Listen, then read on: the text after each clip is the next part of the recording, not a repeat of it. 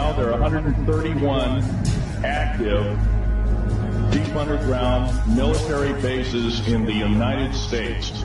There's 1,477 of them worldwide. Each one has an average cost of $17 to $19 billion. Each one is built in the site, it used to be, it'd take a year to 2 years to build each one, and now they're capable of building a couple of them a year with sophisticated methods. My colleague, Al Bielik, has actually been on some of the high-speed railways, the magneto-leviton trains that connect all the deep underground military bases within the United States. He's been on a Mach 2 train and floats off a single rail at a 3/4 of an inch off the rail, and is what you call high tech. We have nothing like this on the surface.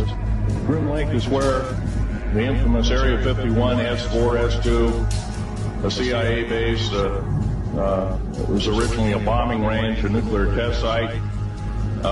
It was later become the most secret base in the United States. It employs over 18,000 workers who work in shifts at 12 hours at a whack. Most of them work in the cover of darkness, like us.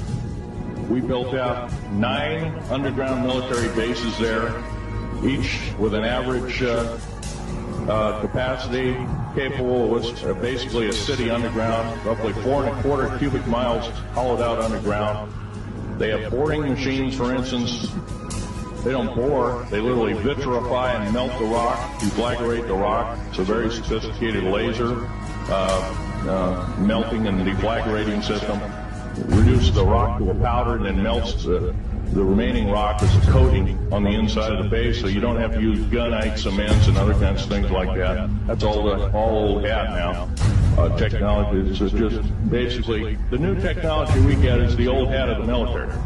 Anyway, after we drilled all 4 holes, it was about 2 days to drill all 4 of them. And underground base, you drill 4 basic holes, and you build, called stopes or cross-member holes across, and you use blasting equipment, special blasting equipment by the analyzation of the rock formation, and you literally blast out or tunnel out or deflagrate or melt rock out to build the large rooms that are required for this underground base. I was involved in building another base inside of Dulce, New Mexico, which is Los Alamos Laboratory. It's a biological laboratory. On the southwest part of the Archuleta Mesa, we built an underground facility, a better part of 3 cubic miles hollowed out underground. Then to the southwest of that, we were in the process of the early stages of building. We drilled 4 large tunnel-like holes.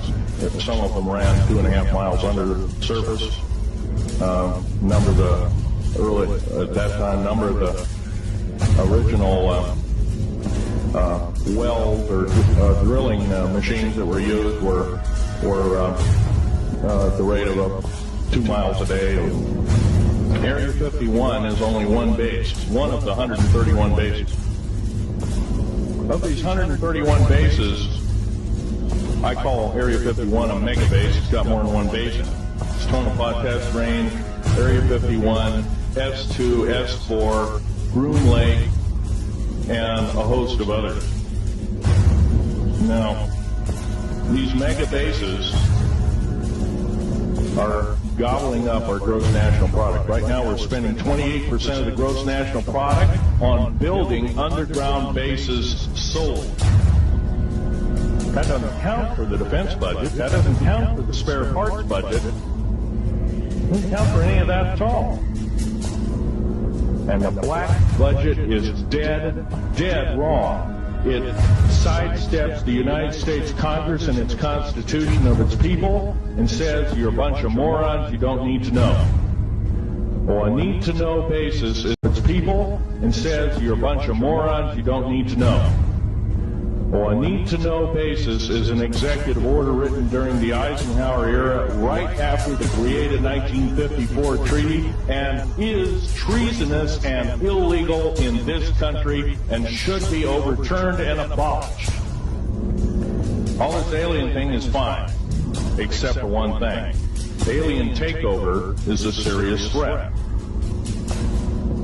Kept totally out of the public view, off the surface, I'm sure the underground bases, without question, are being used as a place to house alien takeover. Alien takeover means the implementation of a one-world government.